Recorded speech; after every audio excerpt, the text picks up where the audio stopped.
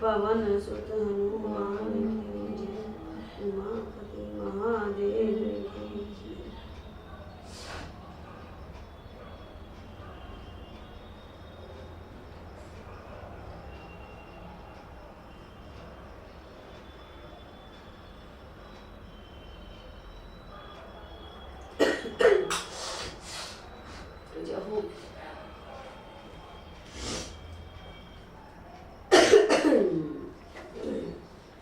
देवा में भगवान नानी मतलब खुद पूछ रही है कहीं वाली तुमको हमारे गीत चढ़ाए कुछ तुम्हारा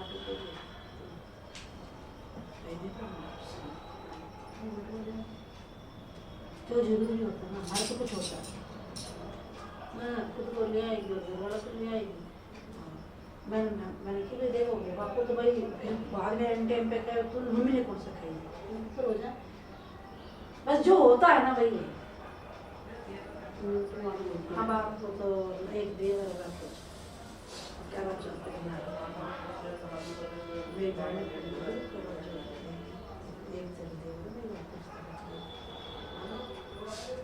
जैसे वैसे थी आज भी मेरे पापा माँ बेसन का पकौड़ा बना दिया वैसे वो ना हमारे घर में फल छोड़ कर उनके घर जाया करो दो चार दिन लगा के वही मेरे रोज कह रहे घर नहीं जाना वैसे भी मुझे कहती कोई बात नहीं जो भी चीज़ है बता दी है मैंने तो कही ना मैंने कही इसे तेरा कपड़ा एक छोटा कपड़ा और एक मीठा बना और ये बना दिया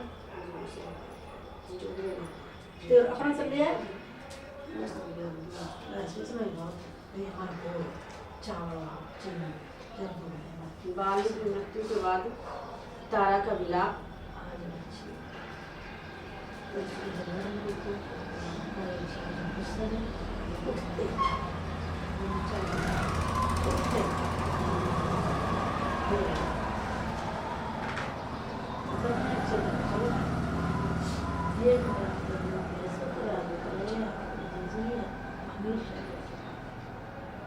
हमेशा अच्छी बात है आते तो आदमी दुनिया में और बाद में तो अच्छी चलो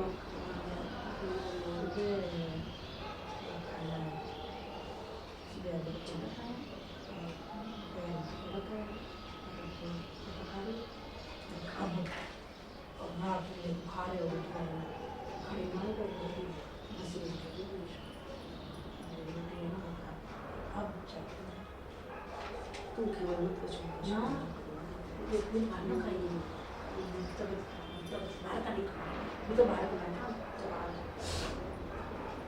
तारा का विलाप। सुग्रीव और बाली के युद्ध में बाल मारा गया और तारा विलाप करी। हनुमान जी ने उनको शिक्षा दी है। उस समय वनराज राज का मुख सूंघती हुई लोक विख्यात तारा ने रोककर अपने मृत पति से इस प्रकार कहा, वीर, दुख की बात है कि आपने मेरी बात नहीं मानी और अब आप प्रस्तर से पूर्ण अत्यंत दुखदायक और ऊंचे नीचे भूतल पर शयन कर रहे हैं। वीर वानरराज, निश्चय ही यह पृथ्वी आपको मुझसे भी बढ़कर प्रिय है, तभी तो आप इसका आलिंगन करके सो रहे हैं और मुझसे बात तक नहीं करते। वीर, साहसपूर्ण कार्यों से प्रेम रखने वाले वानरराज, यह श्री राम रूपी विधाता सुग्रीव के वश में हो गया है। आपके नहीं, यह बड़े आश्चर्य की बात है। अतः अब इस राज्य पर सुग्रीव ही पराक्रमी राजा के रूप में आसीन होंगे।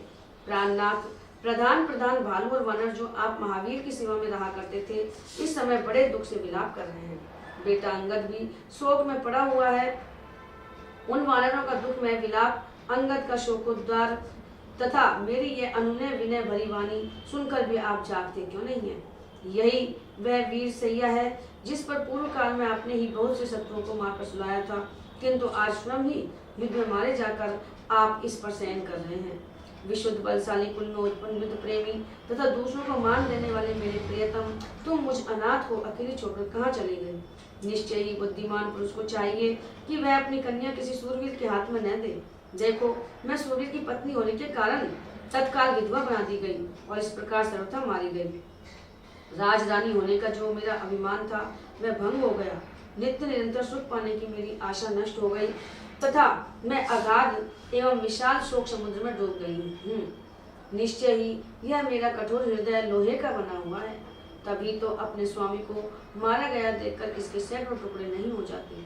हाय, जो मेरे सुहृदय स्वामी और स्वभाव से ही प्रिय थे तथा संग्राम में महान पराक्रम प्रकट करने वाले शूरवीर थे, वे संसार से चल बसे। पतिहीन नारी भले ही पुत्रवती एवं धन धान्य से समृद्ध भी हो, किंतु लोग उसे विधवा ही कहते हैं। वीर, अपने ही शरीर से प्रकट हुई रक्त राशि में आप उसी तरह शयन करते हैं जैसे पहले इंद्र को नामक कीड़े के से रंग वाले बिछोने से युक्त अपने पलंग पर सोया करते थे। वानर श्रेष्ठ, आपका सारा शरीर धूल और रक्त से लथपथ हो रहा है, इसलिए मैं अपनी दोनों भुजाओं से आपका आलिंगन नहीं कर पाती। इस अत्यंत भयंकर वैर में आज सुग्रीव कृत्य हो गए। श्री राम के छोड़े हुए एक ही बाण ने उनका सारा भय हर लिया। आपकी छाती में जो बाण धसा हुआ है वह मुझे आपके शरीर का आलिंगन करने से रोक रहा है। इस कारण आपकी मृत्यु हो जाने पर भी मैं चुपचाप देख रही हूँ, आपको हृदय से लगा नहीं पाती। उस समय नील ने वाली के शरीर में धसे हुए उस बाण को निकाला, मानो पर्वत की कंदरा में छिपे हुए प्रज्वलित मुख वाले विषधर सर्प को वहां से निकाला गया हो। वाली के शरीर से निकाले जाते हुए उस बाण की कांति अस्ताचल के शिखर पर अवरुद्ध किरणों वाले सूर्य की प्रभा के समान जान पड़ते थे।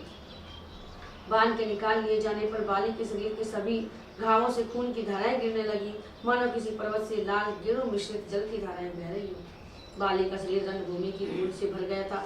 उस समय तारा बाण से आहत हुए अपने सूरवीर स्वामी के उस शरीर को पहुंचती हुई उन्हें नेत्रों के अश्रुजल से सींचने लगी।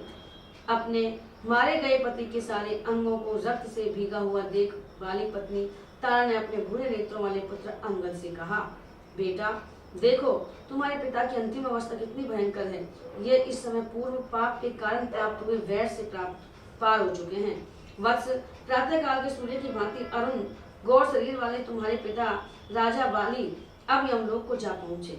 ये तुम्हें बड़ा आदर देते थे, तुम इनके चरणों में प्रणाम करो। माता के ऐसा कहने पर अंगद ने उठकर अपनी मोटी और गोलाकार भुजाओं द्वारा पिता के दोनों पैर पकड़ लिए और प्रणाम करते हुए कहा, पिताजी मैं अंगद हूँ।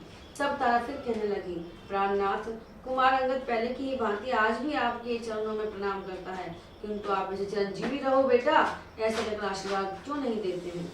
जैसे कोई बछड़े सहित गाय सिंह के द्वारा तत्काल मार गिराए हुए सांड के पास खड़ी हो, उसी प्रकार पुत्र सहित मैं प्राणहीन हुए आपकी सेवा में बैठी हूँ। आपने युद्ध रूपी यज्ञ का अनुष्ठान करके श्री राम के बाण रूपी जल से मुझ पत्नी के बिना अकेले ही अवभृत्य स्नान कैसे कर लिया।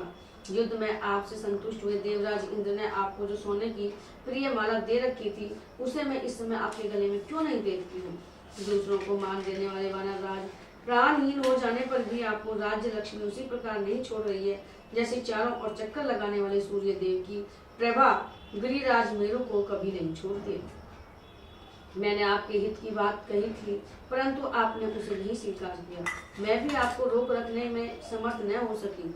इसका फल यह हुआ कि आप युद्ध में मारे गए। आपके मारे जाने से मैं भी अपने पुत्र सहित मारी गई। अब लक्ष्मी आपके साथ ही मुझे और मेरे पुत्र को भी छोड़ रही है। अत्यंत वेगशाली और दुस्सह शोक समुद्र में डूबी हुई तारा की ओर दृष्टिपात करके बाली के छोटे भाई वेगवान सुग्रीव को उस समय अपने भाई के वध से बड़ा संताप हुआ। उनके मुख पर आंसुओं की धारा बह चली। उनका मन खिन्न हो गया और वे भीतर ही भीतर कष्ट का अनुभव करते हुए अपने भृत्यों के साथ धीरे धीरे श्री रामचंद्र जी के पास गए, जिन्होंने धनुष ले रखा था, जिनमें धीरोदात्त नायक का स्वभाव विद्यमान था, जिनके बाण विषधर सर्प के समान भयंकर थे, जिनका प्रत्येक अंग सामुद्रिक शास्त्र के अनुसार उत्तम लक्षणों से लक्षित था तथा जो परम यशस्वी थे।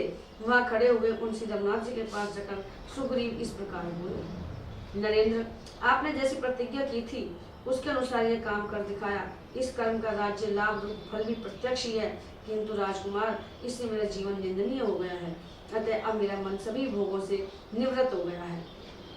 श्री राम, राजा बाली के मारे जाने से यह महारानी तारा अत्यंत विलाप कर रही है। सारा नगर दुख से संतप्त होकर चीख रहा है तथा कुमार अंगद का जीवन भी संशय में पड़ गया है। इन सब कारणों से अब राज्य में मेरा मन नहीं लगता है।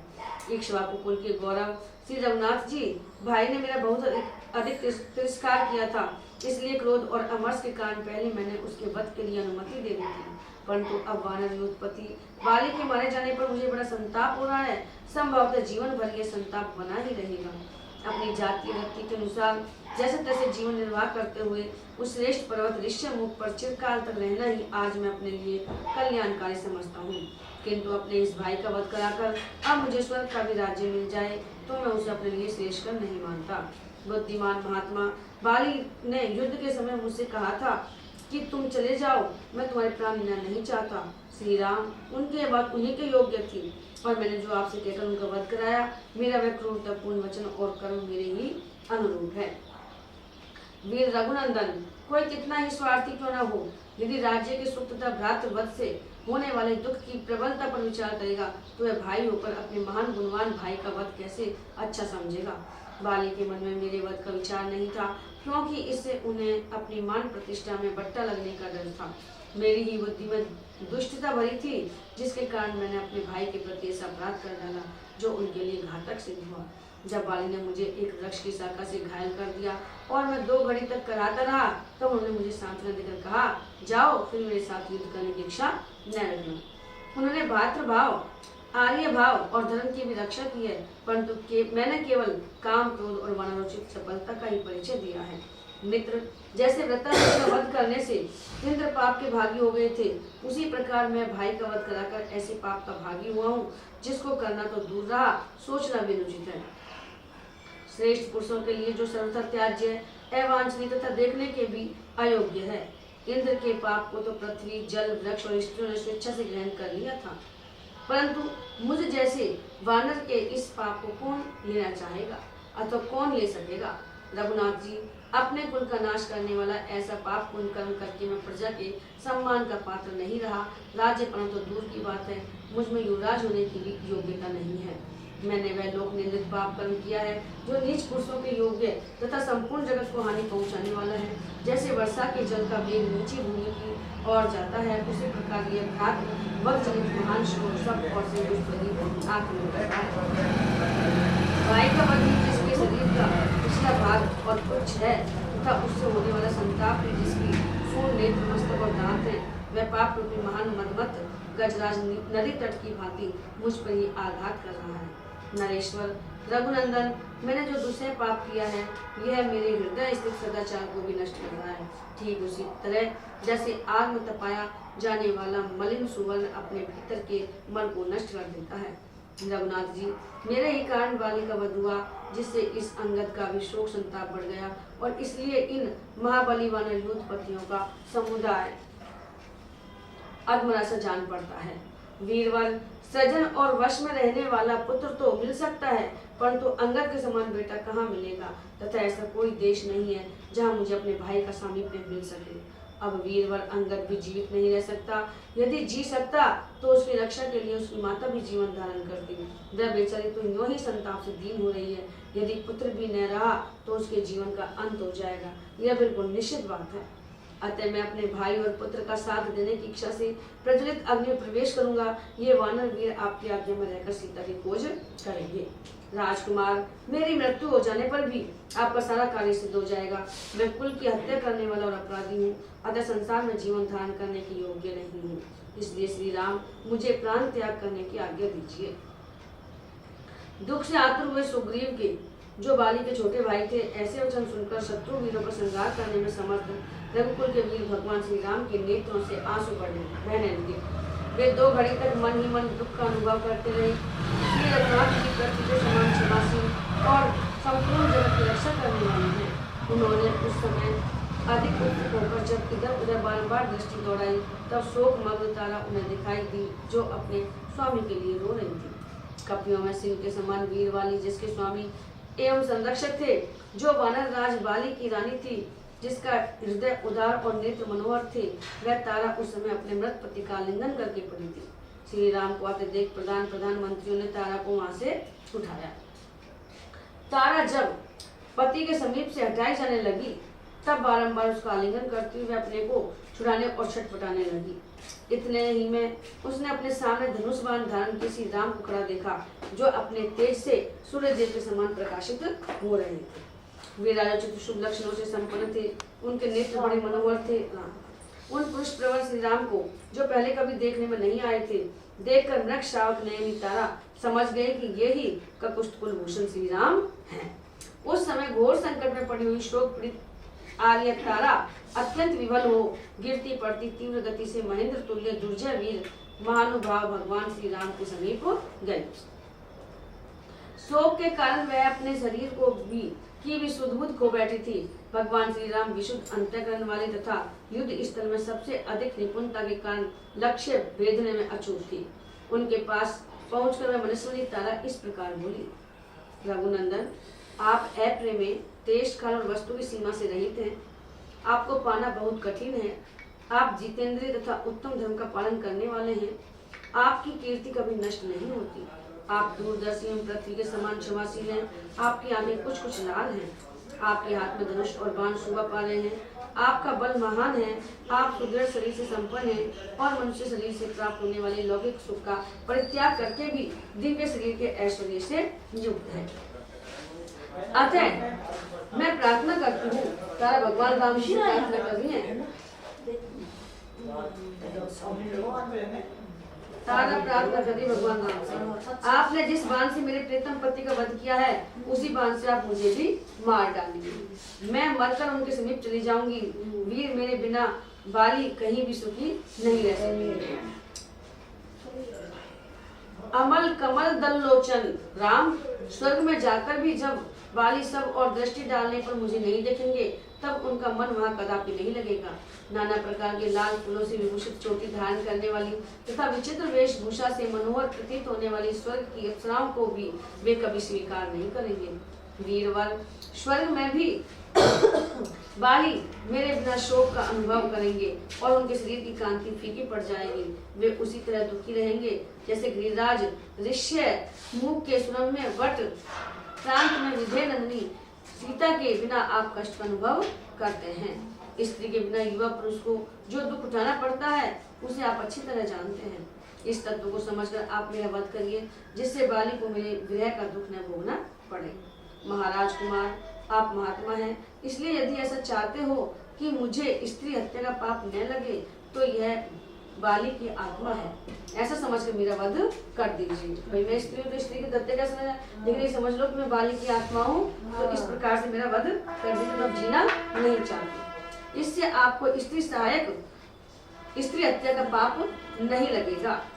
शास्त्रोक्त यज्ञ यज्ञादि कर्मों में पति और पत्नी दोनों का संयुक्त अधिकार होता है। यानी कोई भी यज्ञ या धार्मिक कार्य करते हैं तो उसमें पति पत्नी का सहयोग बराबर होता है। पत्नी को साथ लिए बिना पुरुष यज्ञ कर्म का अनुष्ठान नहीं कर सकता। इसके सिवा नाना प्रकार की वैदिक श्रुतियां भी पत्नी को पति का आधा शरीर बतलाती है, यानी कि पति का आधा शरीर पत्नी है। जैसे शिव जी की है ना सबसे अर्धनारीश्वर। दूसरे स्त्रियों का अपने पति से अभिन्न होना सिद्ध होता है, अतः मुझे मारने से आपको स्त्री वध का दोष नहीं लग सकता और बाली की स्त्री की प्राप्ति हो जाएगी, क्योंकि संसार में ज्ञानी पुरुषों की दृष्टि में स्त्री दान से बढ़कर दूसरा कोई दान नहीं है। वीर शिरोमणि, यदि धर्म की ओर दृष्टि रखते हुए आप भी मुझे मेरे प्रियतम बाली को समर्पित कर देंगे, तो इस दान के प्रभाव से मेरी हत्या करने पर भी आपको पाप नहीं लगेगा। मैं दुखनी और अनाथा हूँ, पति से दूर कर दी गई हूँ, ऐसी दशा में मुझे जीवित छोड़ना आपके लिए उचित नहीं है। नरेंद्र, मैं सुंदर और बहुमूल्य श्रेष्ठ सुवर्ण माला से अलंकृत तथा गजराज के समान विलास युक्त गति से चलने वाले बुद्धिमान वानर श्रेष्ठ बाली के बिना अधिक काल तक जीवित नहीं रह सकूंगी। तारा के ऐसा कहने पर महात्मा भगवान श्री राम ने उसे आश्वासन देकर हित की बात कही। वीर पत्नी, तुम मृत्यु विषय विपरीत विचार का त्याग करो, क्योंकि विधाता ने इस संपूर्ण जगत की सृष्टि की है। विधाता ने ही इस तरह जगत को सुख दुख में संयुक्त किया है। यह बात साधारण लोग भी कहते और जानते हैं। तीनों लोगों के प्राणी विधाता के विधान का उल्लंघन नहीं कर सकते, क्योंकि सभी उसके अधीन है। ये तो अपन बता दें कि मार दे, लेकिन जो ईश्वर ने लिखा है वही होता है। तुम्हें पहले की भांति अत्यंत सुख एवं आनंद की प्राप्ति होगी तथा तुम्हारा पुत्र युवराज प्राप्त करेगा, युवराज पद प्राप्त करेगा। विधाता का ऐसा ही विधान है। सूरवीरों की स्त्रियां इस प्रकार विलाप नहीं करती, अतः तुम भी शोक छोड़कर शांत हो जाओ। भगवान राम उनको समझा देना। शत्रु को संताप देने वाले परम प्रभावशाली महात्मा श्री राम के इस प्रकार सांत्वना देने पर सुंदर वेश और रूप वाली वीर पत्नी तारा, जिसके मुख से विलाप की ध्वनि निकलती रहती थी, चुप हो गई। उसने रोना धोना छोड़ दिया। ये चूड़ा प्रसादी थी जो बाद में मत पड़ी आने तो जाटन को बोलो छोड़ो खाना कर ये रखो ने बाबा काई चीक हुआ आलू काई चीक हुआ तो मैं तो छोड़ो खाना। लक्ष्मण सहित श्री रामचंद्र जी सुग्रीव आदि के शुभ यही ढोल रहा भी था बावड़ो है। अच्छा मैं समझी मैं जोश ना है बाबा। लक्ष्मण सहित श्री रामचंद्र सुग्रीव आदि के शोक से उनके समान ही दुखी थे। उन्होंने सुग्रीव अंगद और तारा को सांत्वना देते हुए इस प्रकार कहा, शोक संताप करने से मरे हुए जीव की कोई भलाई नहीं होती, अतः अब आगे जो कुछ कर्तव्य है उसको तुम्हें विधि पूर्वक संपन्न करना चाहिए। यानी कोई मर गया अपन शोक संताप हो रहा है रो रहा है करना तो जीव की भलाई ना हो गए उसका करने में राम नाम शांति करने से नाले तो रहने नाले तो ना या तो ले लो। तुम सब लोग बहुत आंसू बहा चुके, अब उसकी आवश्यकता नहीं है। लोकाचार का भी पालन होना चाहिए। समय बिताकर कोई भी विहित कर्म नहीं किया जा सकता, क्योंकि उचित समय पर न किया जाए तो उस कर्म का कोई फल नहीं होता। तो बारह दिन में करें सुबह जगत में नियति काल ही सबका कारण है, वही समस्त कर्मों का साधन है और काल ही समस्त प्राणियों को विभिन्न कर्मों में नियुक्त करने का कारण है, क्योंकि वही सबका है। कोई भी पुरुष न तो स्वतंत्रता पूर्वक किसी काम को कर सकता है और न किसी दूसरे को उसमें लगाने की शक्ति रखता है। सारा जगत स्वभाव के अधीन है, प्रकृति के अधीन है और स्वभाव का आधार काल है। वो काल ही करवाता है। समय बड़ा बलवान है, समय नहीं करवाता हाँ, काल भी काल का अपनी की हुई व्यवस्था का उल्लंघन नहीं कर सकता। वह काल कभी छीन नहीं होता। स्वभाव प्रारब्ध कर्म को पाकर कोई भी उसका उल्लंघन नहीं करता। कर्म 3 प्रकार के बताए, क्रियामान, संचित और प्रारब्ध। तो प्रारब्ध को कोई नहीं मिट सकता। क्रियामान और संचित तो भी मिटा जा सके, लेकिन प्रारब्ध नहीं मिटा जा सकता, वो तो भोगना ही पड़ता है। काल का किसी के साथ भाई चोर का, मित्रता का अथवा जाति बिरादरी का संबंध नहीं है। उसको वश में करने का कोई उपाय नहीं है तथा उस पर किसी का पराक्रम नहीं चल सकता। कारण स्वरूप भगवान काल जीव के भी वश में नहीं है। अतः साधुदर्शी विवेकी पुरुष को सब कुछ काल का ही परिणाम समझना चाहिए। धर्म, अर्थ और काम भी काल क्रम से ही प्राप्त होते हैं। मेरे द्वारा मारे जाने के कारण वानर राज बाली शरीर से मुक्त हो अपने शुद्ध स्वरूप को प्राप्त हुए हैं। नीति शास्त्र के अनुकूल साम, दान और अर्थ के समुचित प्रयोग से मिलने वाले जो पवित्र कर्म हैं, वे सभी उन्हें प्राप्त हो गए हैं। भगवान राम ने कही बाली से कि भाई तुम जीना चाहते हो तो मैं भी तुमको जीवन दान दे सकता हूँ। तो बाली की भगवान ऐसा मुनि इतेक तपस्या है, जब जाके भगवान का नाम ना लिवे जो तुम मेरे समक्ष खड़े हुए हो, मैं सामने आप मेरे खड़े हो, ऐसी मुक्ति कहाँ मिलेगी मेरे को? कैसा वो मैं भगवान मिला भाग्यशाली। हाँ, महात्मा बाली ने अपने धर्म के संयोग से जिस पर विजय पाई थी, उसी स्वर्ग को इस समय युद्ध में प्राणों की रक्षा न करके उन्होंने अपने हाथ में कर लिया है। यही सर्वश्रेष्ठ गति है जिसे वानरों के सरदार बाली ने प्राप्त किया है। अतः अब उनके लिए शोक करना व्यर्थ है। इस समय तुम्हारे सामने जो कर्तव्य उपस्थित है उसे पूरा करो। श्री रामचंद्र जी की बात समाप्त होने पर शत्रु वीरों का संहार करने वाले लक्ष्मण ने जिनकी विवेक शक्ति नष्ट हो गई थी, उन सुग्रीव से नम्रता पूर्वक इस प्रकार कहा, सुग्रीव, अब तुम अंगद और तारा के साथ रहकर बाली के दाह संस्कार संबंधी प्रेत कार्य करो। सेवकों को आज्ञा दो, वे बाली के दाह संस्कार के निमित्त प्रचुर मात्रा में सूखी लकड़ियां और दिव्य चंदन ले आवें। अंगद का चित्त बहुत दुखी हो गया है, इन्हें धैर्य बंधाओ। तुम अपने मन में मूढ़ता न लाओ, किम करते हुए मूढ़ न बनो, क्योंकि ये सारा नगर तुम्हारे ही अधीन है, तुम इसकी रक्षा करने वाले हो। अंगद पुष्पमाला, नाना प्रकार के वस्त्र, घी, तेल, सुगंधित पदार्थ तथा अन्य सामान जिनकी अभी आवश्यकता है स्वयं ले आवें।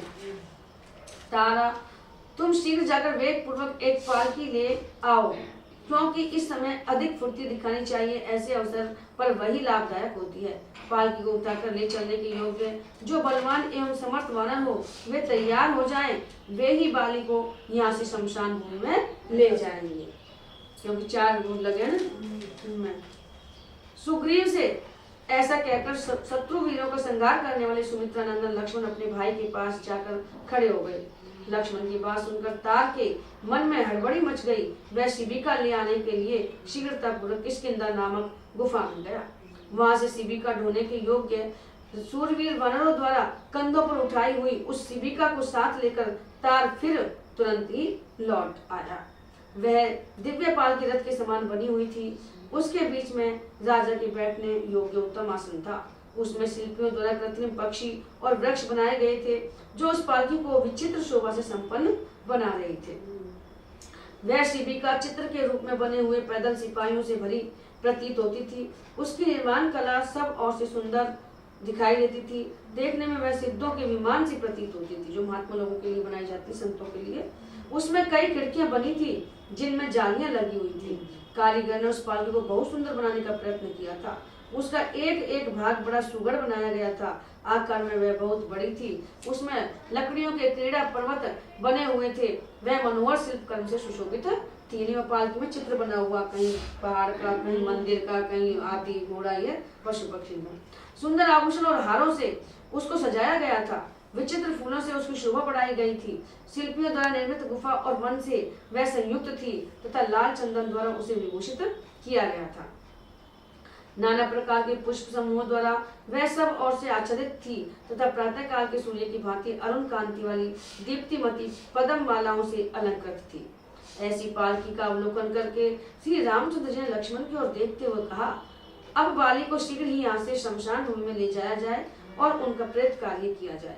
तब अंगद के साथ करुण क्रंदन करते हुए सुग्रीव ने बाली के शव को उठाकर उस शिबिका में रखा। मृत बाली को शिबिका में चढ़ाकर उन्हें नाना प्रकार के अलंकारों, फूलों के गजरों और भांति भांति के वस्त्रों से विभूषित किया।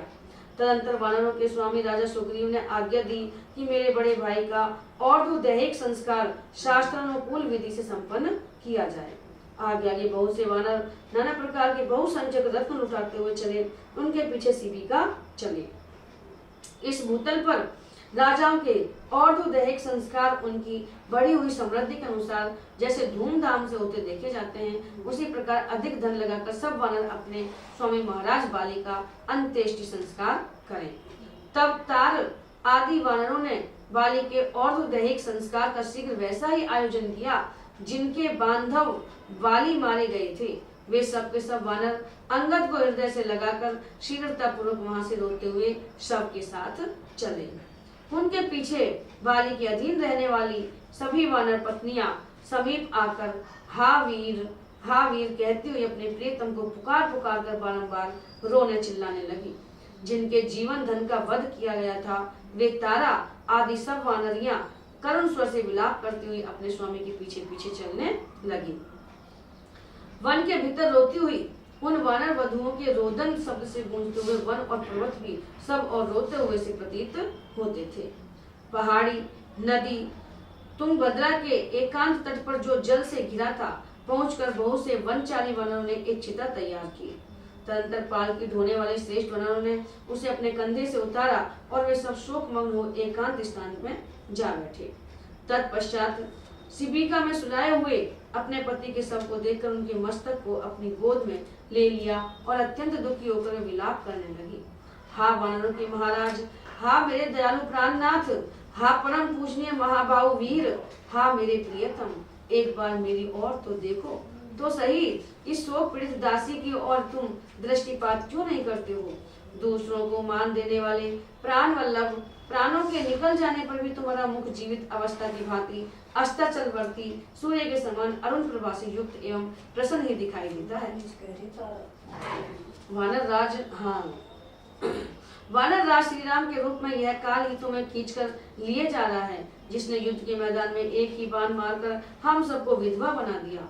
महाराज, ये तुम्हारी प्यारी वानरियां जो वानरों की भांति उछल कर चलना नहीं जानती हैं, तुम्हारे पीछे पीछे बहुत दूर के मार्ग पर पैदल ही चली आई हैं। इस बात को क्या तुम नहीं जानते? वानर राज, जो तुम्हें परम प्रिय थी, वे तुम्हारी सभी चंद्रमुखी भार्याएं यहाँ उपस्थित हैं। तुम उन सबको तथा अपने भाई सुग्रीव को भी इस समय क्यों नहीं देख रहे हो? राजन, ये तार आदि तुम्हारे सचिव तथा ये पूर्ववासी जन तुम्हें चारों ओर से घेरकर दुखी हो रहे हैं। शत्रु दमन, आप पहले की भांति इन मंत्रियों को विदा कर दीजिए, फिर हम सब प्रेमोन्मत्त होकर इन वनों में आपके साथ क्रीड़ा करेंगे। पति के शोक में डूबी हुई तारा को इस प्रकार विलाप करती देख उस समय शोक से दुर्बल हुई अन्य वानरियों ने उसे उठाया। इसके बाद संताप पीड़ित इंद्रियों वाले अंगद ने रोते रोते सुग्रीव की सहायता से पिता को चिता पर रखा। फिर शास्त्रीय विधि के अनुसार उसमें आग लगाकर उन्होंने उसकी प्रदक्षिणा की। इसके बाद यह सोचकर कि मेरे पिता लंबी यात्रा के लिए प्रस्थित हुए हैं, अंगद की सारी इंद्रियां शोक से व्याकुल हो उठी। ऐसी यात्रा की वापस आएंगे। इस प्रकार विधिवत बाली का दाह संस्कार करके सभी वानर जलांजलि देने के लिए पवित्र जल से भरी हुई कल्याणमयी तुंगभद्रा नदी के तट पर आए। वहां अंगद को आगे रखकर सुग्रीव और तारा सहित सभी वानरों ने बाली के लिए एक साथ जलांजलि दी। दुखी हुए सुग्रीव के साथ ही उन्हीं के समान शोकग्रस्त दुखी हुए महाबली श्री राम ने बाली के समस्त प्रेत कार्य करवाए। इस प्रकार इक्ष्वाकु वंश शिरोमणि श्री राम के बाण से मारे गए श्रेष्ठ पराक्रमी और प्रज्वलित अग्नि के समान तेजस्वी सुविख्यात बाली का दाह संस्कार करके सुग्रीव उस समय लक्ष्मण सहित श्री राम के पास आए। तदंतर वानर सेना के प्रधान वीर हनुमान आदि भीगे वस्त्र वाले शोक संतप्त सुग्रीव को चारों ओर से घेरकर उनके साथ लिए अनायास ही महान कर्म करने वाले महाभाव श्री राम की सेवा में उपस्थित हुए। ये भी नाका है, कपड़ा भीगा हुआ है जैसे अपना है ना। श्री राम के पास आकर वे सभी वानर उनके सामने हाथ जोड़कर खड़े हो गए, जैसे ब्रह्मा जी के सम्मुख महर्षिगण खड़े रहते हैं। तत्पश्चात सुवर्ण में मेरु पर्वत के समान सुंदर एवं विशाल शरीर वाले वायुपुत्र हनुमान जी, जिनका मुख प्रातः काल के सूर्य की भांति अरुण प्रभा से प्रकाशित हो रहा था, दोनों हाथ जोड़कर बोले। हनुमान जी कहे राम जी से, ककुस्तकुल नंदन, आपकी कृपा से सुग्रीव को सुंदर दाढ़ वाले पूर्ण बलशाली और महामनस्वी वानरों का यह विशाल साम्राज्य प्राप्त हुआ, जो इनके बाप दादों के समय से चला रहा है। प्रभु, यद्यपि इसका मिलना बहुत ही कठिन था, तो भी आपके प्रसाद से यह इन्हें सुलभ हो गया। अब यदि आप आज्ञा दें तो ये अपने सुंदर नगर में प्रवेश करके सुहृदयों के साथ अपना सब राज कार्य संभाले। ये शास्त्र विधि के अनुसार नाना प्रकार के सुगंधित पदार्थों और औषधियों सहित जल से राज्य पर अभिषिक्त होकर मालाओं तथा रत्नों द्वारा आपकी विशेष पूजा करेंगे। अतः आप इस रमणीय पर्वत गुफा के स्किंदा में पधारने की कृपा करें और इन्हें इस राज्य का स्वामी बनाकर वानरों का हर्ष बढ़ाएं। हनुमान जी के ऐसा कहने पर शत्रु वीरों का संहार करने वाले तथा बातचीत में कुशल बुद्धिमान श्री रघुनाथ जी ने उन्हें यूं उत्तर दिया। राम जी कह रहे हैं हनुमान जी से, हनुमत, सौम्य, मैं पिता की आज्ञा का पालन कर रहा हूँ, इन्हीं में गांव में नहीं जा सकता। अतः 14 वर्षों के पूर्ण होने तक किसी ग्राम या नगर में प्रवेश नहीं करूंगा। वानर श्रेष्ठ वीर सुग्रीव इस समृद्धशाली दिव्य गुफा में प्रवेश करें और वहां शीघ्र ही इनका विधि पूर्वक राज्याभिषेक कर दिया जाए। हनुमान से ऐसा कहकर श्री रामचंद्र जी सुग्रीव से बोले, मित्र, तुम लौकिक और शास्त्रीय सभी व्यवहार जानते हो। कुमार अंगद सदाचार संपन्न तथा महान बल पराक्रम से परिपूर्ण है, इनमें वीरता कूट कूट कर भरी है, अतः तुम इनको भी युवराज के पद पर अभिषिक्त करो। ये तुम्हारे बड़े भाई के ज्येष्ठ पुत्र हैं, पराक्रम में भी उन्हीं के समान है तथा इनका हृदय उदार है, अतः अंगद युवराज के सर्वथा अधिकारी हैं। सौम्य, वर्षा कहलाने वाले 4 मास या चौमासे आ गए। इनमें पहला मास यह श्रावण जो जल की प्राप्ति कराने वाला है प्रारंभ हो गया। सौम्य, यह किसी पर चढ़ाई करने का समय नहीं है, इसलिए तुम अपनी सुंदर नगरी में जाओ। मैं लक्ष्मण के साथ इस पर्वत पर निवास करूंगा। सौम्य सुग्रीव, यह पर्वतीय गुफा बड़ी रमणीय और विशाल है। इसमें आवश्यकता के अनुरूप हवा भी मिल जाती है। यहाँ पर्याप्त जल भी सुलभ है और कमल तथा उत्पल भी बहुत हैं। सखे, कार्तिक आने पर तुम रावण के वध के लिए प्रयत्न करना। तो चौमासा में तो तुम आराम करो, जब कार्तिक का महीना आ जाए जब रावण के वध की तैयारी करना। यही हम लोगों का निश्चय रहा। अब तुम अपने महल में प्रवेश करो और राज्य पर अभिषेक होकर सुहृदयों को आनंदित करो। श्री रामचंद्र जी की आज्ञा पाकर वानर श्रेष्ठ सुग्रीव उस रमणीय किष्किंधापुरी में गए जिसकी रक्षा बाली ने की थी। उस समय गुफा में प्रविष्ट हुए उन वानर राज को चारों ओर से घेरकर हजारों वानर उनके साथ ही गुफा में घुसे। वानर राज को देखकर प्रजा आदि समस्त प्रकृतियों ने एकाग्रचित्त होकर पृथ्वी पर माथा टेकर उन्हें प्रणाम किया। महाबली पराक्रमी सुग्रीव ने उन सबको उठने की आज्ञा दी और उन सबसे बातचीत करके वे भाई के सौम्य अंतःपुर में प्रविष्ट हुए। भयंकर पराक्रम प्रकट करने वाले वानर श्रेष्ठ सुग्रीव को अंतःपुर में आया देख उनके सुहृदों ने उनका उसी प्रकार अभिषेक किया जैसे देवताओं ने सहस्त्र नेत्रधारी इंद्र का किया था। पहले तो वे सब लोग उनके लिए सुवर्ण भूषित श्वेत छत्र, सोने की डांडी वाले 2 सफेद चंवर, सब प्रकार के रत्न, बीज और औषधियां, दूध वाले वृक्षों के नीचे लटकने वाली जटाएं, श्वेत पुष्प, श्वेत वस्त्र, श्वेत अनुलेपन, जल और थल में होने वाले सुगंधित फूलों की मालाएं, दिव्य चंदन, नाना प्रकार के बहुत सुगंधित पदार्थ, अक्षत, सोना, प्रियंगु, कंगनी, मधु, घी, दही, व्यागचर्म, सुंदर एवं बहुमूल्य जूते, अंगराग, गोरोचन और मैनसिल आदि सामग्री लेकर वहां उपस्थित हुए। साथ ही हर्ष से भरी हुई 16 सुंदरी कन्याएं भी सुग्रीव के पास आई। तदंतर उन सब ने श्रेष्ठ ब्राह्मणों को नाना प्रकार के रत्न, वस्त्र और भक्ष्य पदार्थों से संतुष्ट करके वानर श्रेष्ठ सुग्रीव का विधि पूर्वक अभिषेक कार्य प्रारंभ किया। मंत्र वेदता पुरुषों ने वेदी पर अग्नि की स्थापना करके उसे प्रज्वलित किया और अग्नि वेदी के चारों ओर पुष्प बिछाए। फिर अग्नि का संस्कार करके मंत्रपूत अभिषेक के द्वारा प्रज्वलित अग्नि में आहुति दी। तत्पश्चात रंग बिरंगी पुष्प मालाओं से सुशोभित रमणीय अट्टालिका पर एक सोने का सिंहासन रखा गया और उस पर सुंदर बिछोना बिछाकर उसके ऊपर सुग्रीव को पूर्वाभिमुख करके विधिवत मंत्रोच्चारण करते हुए बिठाया गया। इसके बाद श्रेष्ठ वानरों ने नदियों, नदों, संपूर्ण दिशाओं के तीर्थों और समस्त समुद्रों से लाए हुए निर्मल जल को एकत्र करके उसे सोने के कलशों में रखा।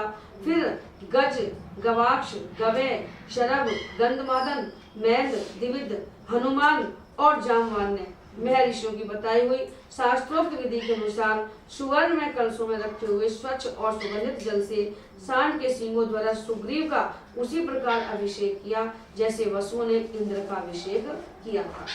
सुग्रीव का अभिषेक हो जाने पर वहां लाखों की संख्या में एकत्र हुए समस्त महामनस्वी श्रेष्ठ वानर हर्ष से भरकर जय घोष करने लगे।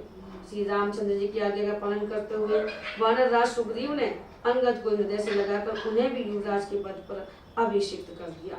अंगद का अभिषेक हो जाने पर महामनस्वी दयालु वानर साधु साधु कहकर सुग्रीव की सराहना करने लगे। इस प्रकार अभिषेक होकर किष्किंधा में सुग्रीव और अंगद के विराजमान होने पर समस्त वानर परम प्रसन्न हो महात्मा श्री राम और लक्ष्मण की बारंबार स्तुति करने लगे।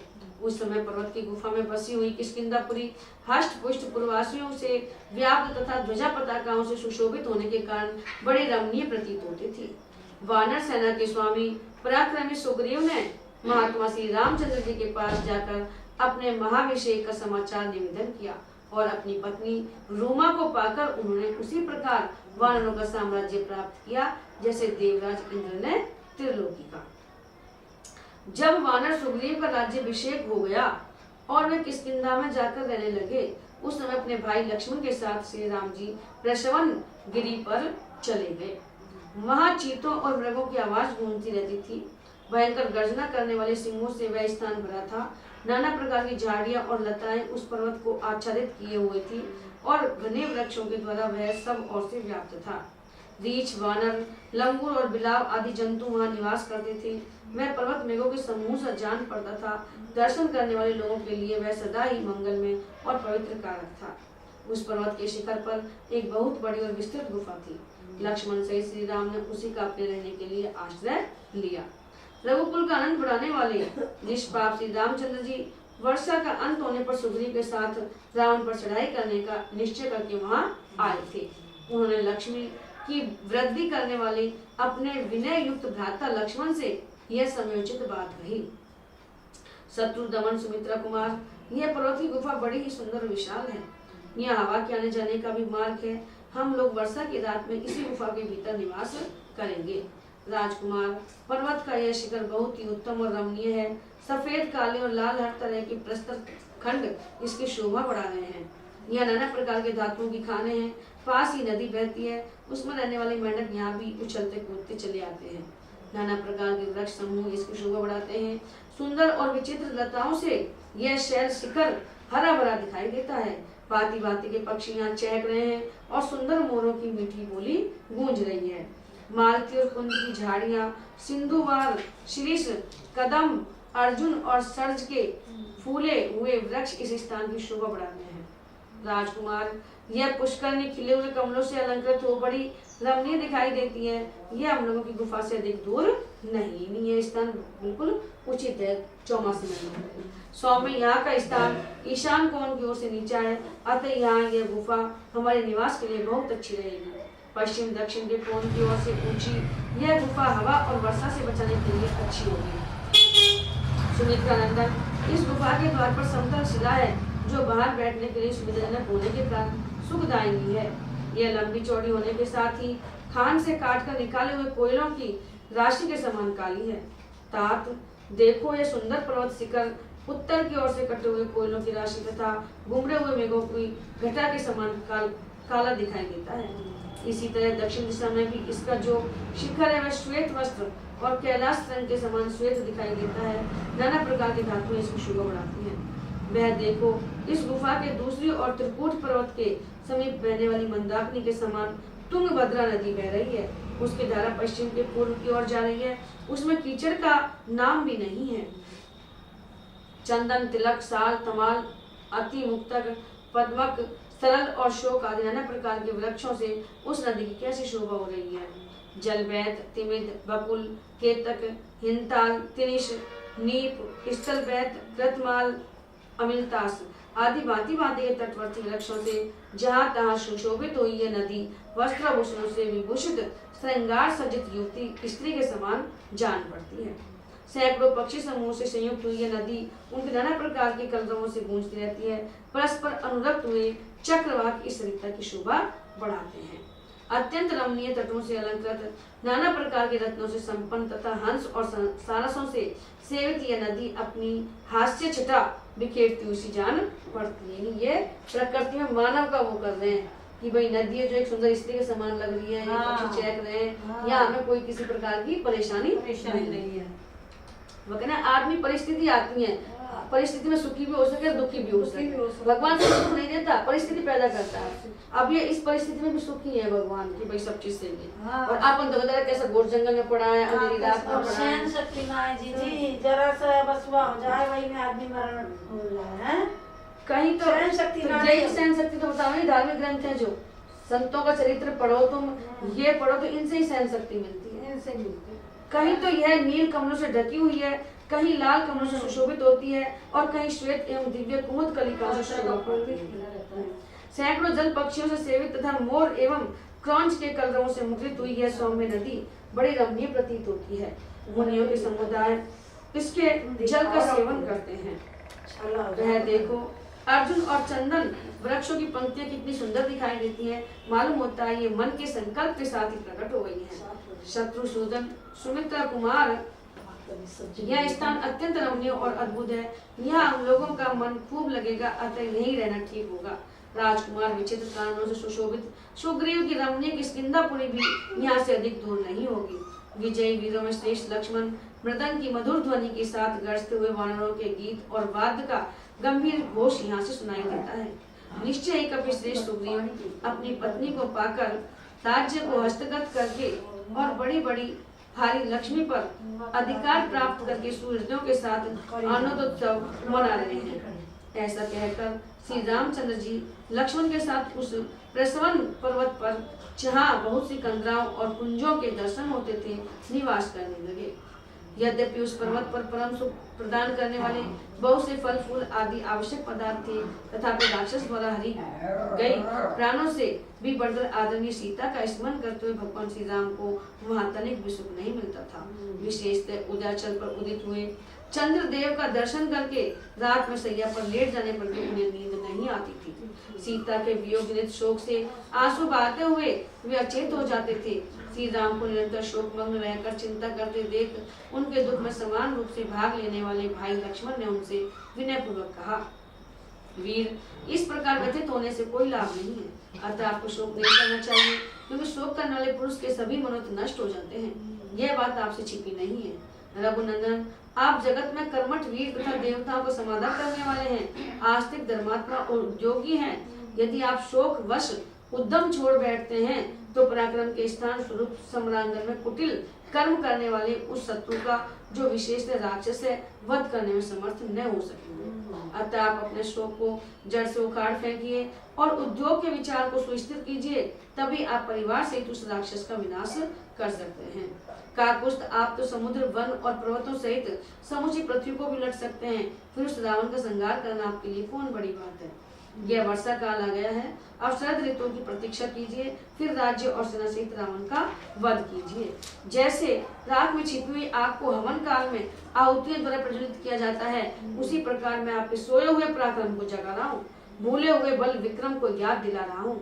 लक्ष्मण के इस शुभ एवं हितकर वचन की सराहना करके श्री रघुनाथ जी ने अपने स्नेही सुहृदय सुमित्रा कुमार से इस प्रकार कहा, लक्ष्मण, अनुरागी, स्नेही, हितैषी और सत्य पराक्रमी वीर को जैसी बात कहनी चाहिए वैसी ही तुमने मुझसे कही है। लो, सब तरह के काम बिगाड़ने वाले शोक को मैंने त्याग दिया। अब मैं पराक्रम विषय दुर्दश तेज को प्रोत्साहित करता हूँ, यानी अपने तेज को, पराक्रम को बढ़ाता हूँ। तुम्हारी बात मान लेता हूँ। सुग्रीव के प्रसन्न होकर सहायता करने और नदियों के जल के स्वच्छ होने की बाट देखता हूँ। मैं शरत काल की प्रतीक्षा करूंगा। जो वीर पुरुष किसी के उपकार से उपकृत होता है, वह प्रत्युपकार करके उसका बदला अवश्य चुकाता है, किंतु यदि कोई उपकार को न मानकर या भुलाकर प्रत्युपकार से मुंह मोड़ लेता है, वह शक्तिशाली श्रेष्ठ पुरुष के मन को पहुंचाता है। श्री राम जी के उस कथन को ही युक्ति युक्त मानकर लक्ष्मण ने उसकी बुरी बुरी प्रशंसा की और दोनों हाथ जोड़कर अपनी शुभ दृष्टि का परिचय देते हुए भी नैना राम श्री राम से इस प्रकार बोले, नरेश्वर, जैसा कि आपने कहा है, वह नरराज सुग्रीव शीघ्र ही आपका सारा मनोरथ सिद्ध करेंगे। अतः आप शत्रु के संहार करने का दृढ़ निश्चय लिए शरत काल की प्रतीक्षा कीजिए और इस वर्षा काल के विलंब को सहन कीजिए। क्रोध को काबू में रखकर शरत काल की राह देखिए। बरसात के 4 महीनों तक जो भी कष्ट हो उसे सहन कीजिए तथा शत्रुवध में समर्थ होने पर भी इस वर्षा काल को व्यतीत करते हुए मेरे साथ इस सिंह सेवित पर्वत पर निवास कीजिए। अब दोनों प्रसवन पर्वत पर निवास करने चालू करेंगे। बोलो सियावर रामचंद्र भगवान की जय हो।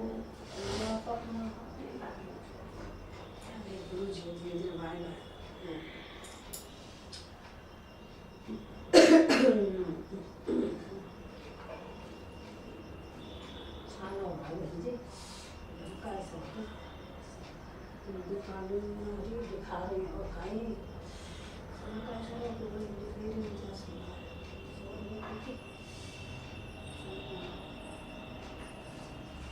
खराब हो गई उनकी 2-3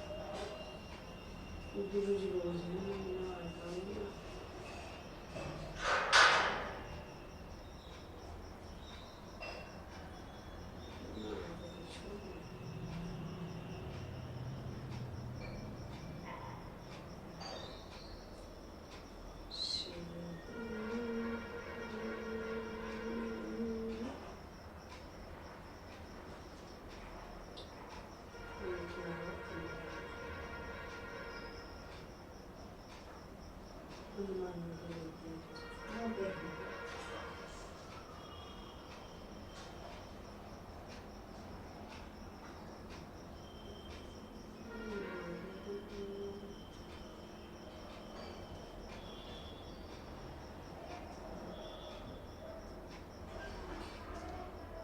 मैं तो सैंपल दी हूँ उसे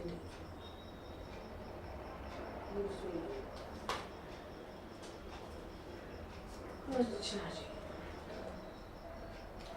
हम तुम्हारे थे प्रभु जी, हम तुम्हारे हैं, हम तुम्हारे रहेंगे। ओ मेरे प्रियतम, तुम हमारे थे प्रभु जी, तुम हमारे हो, तुम हमारे रहोगे। ओ मेरे प्रियतम, तुम्हें छोड़े सुन नंद दुलारे, कोई न मीत हमारो। तुम्हें छोड़े सुन नंद दुलारे, कोई न मीत हमारो। किसके द्वारे जाए पुकारूं, और न कोई सहारा। किसके द्वारे जाए पुकारूं, और न कोई सहारा। अब तो आके वहाँ पकड़ लो, ओ मेरे प्रियतम। अब तो आके वहाँ पकड़ लो, ओ मेरे प्रियतम। तुम हमारे थे प्रभु जी, तुम हमारे हो, तुम हमारे रहोगे। ओ मेरे प्रियतम, तेरे कारण सब जग छोड़ा, तुझ संग नाता जोड़ा। तेरे कारण सब जग छोड़ा, तुझ संग नाता जोड़ा।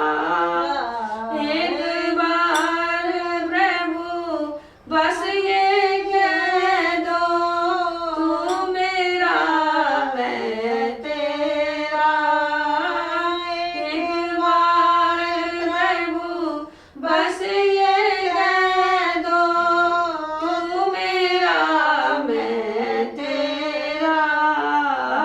साची प्रीत की रीत निभा दो, ओ मेरे प्रियतम। साची प्रीत की रीत निभा दो, ओ मेरे प्रियतम। तुम हमारे थे प्रभु जी, तुम हमारे हो, तुम हमारे रहोगे। ओ मेरे प्रियतम, दासी की विनती सुन लीजो, ओ ब्रजराज दुलारे। दासी की विनती